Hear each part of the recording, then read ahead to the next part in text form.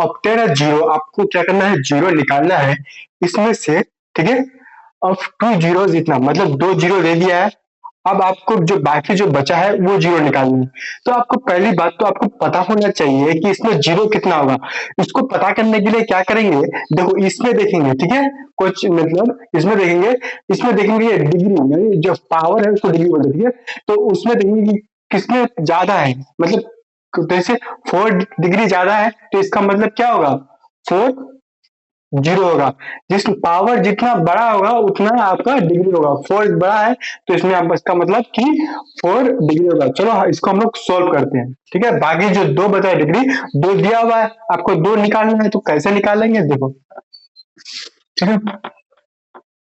देखो सोल्यूशन, अब पहले देखो ये 2 जीरो आया तो कैसे आया देखते हैं। देखो ये x माइनस 5/3, ठीक है, और एक होता है x प्लस √5/3।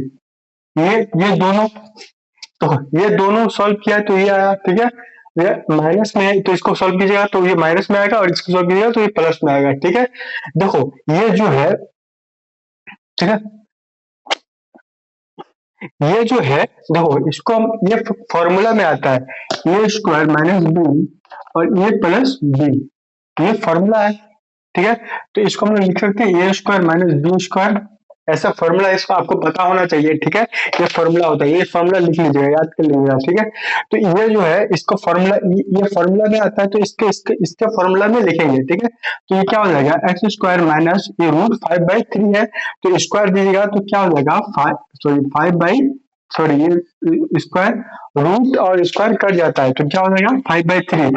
अरे यार ऐसे देखो ना, 5/3 है ना, तो स्क्वायर दीजिएगा तो 5/3 होगा, क्यों, क्योंकि रूट और रूट कट जाता है, ठीक है, स्क्वायर कट जाता है, तो ये आएगा, ठीक है। अब ये जो आया ना, इससे क्या करना है, इसको आपको डिवाइड करना है, ठीक है। चलो हम लोग डिवाइड करते हैं, हाँ, यहाँ पे लिखते हैं, जैसे क्या है, 3x⁴ प्लस 6x फिर क्यूब, यहाँ पे क्यूब है, ठीक है, माइनस 2x² और क्या है, -10 और -5, ठीक है। अब -5 यार जगह नहीं है तो यार नीचे में लिख दिया, ठीक है। तो ऐसे हम लोग लाइन दे देते हैं, यार ऐसे लिख देते हैं, आप लोग कंफ्यूज हो जाएगा, ठीक है। जैसे क्या है, 3x⁴ plus 6x² minus 2x² -10x-5, ठीक है, ये है। अब इसको आपको क्या करना है, डिवाइड करना है, ठीक है, डिवाइड करना है। तो डिवाइड करने के लिए x² -5/3, ठीक है, x² -5/3 से इसको डिवाइड करना है। आपको तो डिवाइड करना आता ही है, क्लास 10th में है, ठीक है। तो डिवाइड करना आपको आता है, नहीं आता है तो मेरे पिछले वीडियो में देखिए डिवाइड कैसे करना है, हम बताइए, ठीक है। इसको डिवाइड करना है, ठीक है। तो क्या करना है, 3x⁴ चलाएंगे तो क्या हो जाएगा, 3x⁴ हो जाएगा, ठीक है। अरे x⁴ इंटू 3x⁴ करोगे तो पावर पावर गुना में पावर जुटता है, तो पावर पावर 4 हो जाएगा और 3x हो जाएगा, ये समझे। अब ये 3 कट जाएगा, 5x² तो यहाँ पे लिखेंगे -5x², ठीक है। ये प्लस माइनस कट जाएगा और ये क्या हो जाएगा, 6, यहाँ पे क्यूब है, ठीक है, क्यूब ये प्लस हो जाएगा, प्लस 3x² -10x-5, ठीक है, ये आया। अब इसको हम लोग लिखेंगे +6x से लिखते हैं, ठीक है। तो क्या हो जाएगा, 6x³, ठीक है। ये 3 दूनी 6, 5 दूनी 10 यानी 10x। ये प्लस माइनस कट जाएगा, प्लस माइनस कट जाएगा, सेम है, कट जाएगा प्लस माइनस, ठीक है।